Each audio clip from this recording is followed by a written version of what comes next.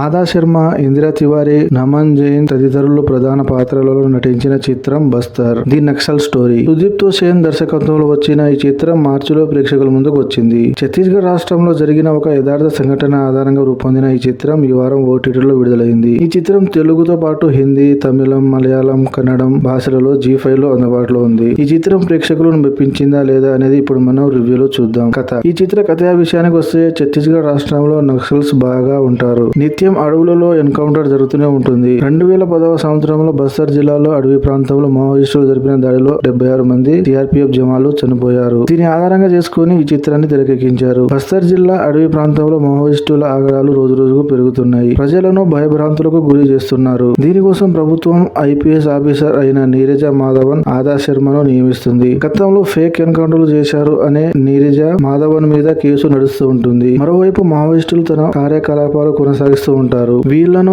IPS officer ఏ విధంగా అడ్డుకుంది, ఆ తర్వాత ఏం జరిగింది అనే విషయాలు తెలియాలంటే ఈ సినిమా జీ5 లో చూడవలసిందే. ఎలా ఉంది అంటే, నక్సలైట్ గురించి సినిమా తీసినప్పుడు రెండు వైపులా చూపించే ప్రయత్నం చేయాలి. కానీ ఈ సినిమాలో మొత్తం ఒకే రకంగా ప్రభుత్వానికి అనుకూలంగా చూపించారు. నక్సలైట్లను అభివృద్ధికి ఆటంకాలుగా చూపించారు. కానీ వారి జీవన విధానం, వారు ఎందుకు మారారు అనే విషయాలు చూపించలేదు. యూనివర్సిటీ స్టూడెంట్స్, ప్రొఫెసర్స్ వారిని బ్రెయిన్ వాష్ చేసి నక్సలైట్ గ్రూప్ లో చేరుతున్నట్టు చూపించారు. నక్సలైట్లను అంతం చేయాలనే కసితో ఐపీఎస్ ఆఫీసర్ ఆదా శర్మ మనకు కనిపిస్తారు. సినిమా మొత్తం ఒకే టెంపో మెయింటైన్ చేశారు. కానీ నక్సలైట్లను తగ్గించడం ఎంత ముఖ్యమో మనకు ఈ చిత్రంలో చూపించారు. దర్శకుడు ఇక్కడ సక్సెస్ అయ్యారు అనిపిస్తుంది. ఎవరు ఎలా చేశారంటే, ఆదా శర్మ ఈ సినిమా మొత్తం ఒకే రకమైన మూడ్ లో కనిపించారు. పోలీస్ ఆఫీసర్ గా చేసిన మిగతా వారు తమ పరిధి మేరకు నటించారు. నక్సలైట్ లో నటించిన వారు తమ పరిధి మేరకు నటించి మెప్పించారు. ఇక టెక్నికల్ విషయానికి వస్తే సినిమాటోగ్రఫీ చాలా బాగుంది. నిర్మాణ విలువలు బాగున్నాయి. ఫైనల్ గా బస్తర్ సినిమా కొంత మందికి మాత్రమే నచ్చుతుంది. ఖాళీగా ఉంటే ఒకసారి ట్రై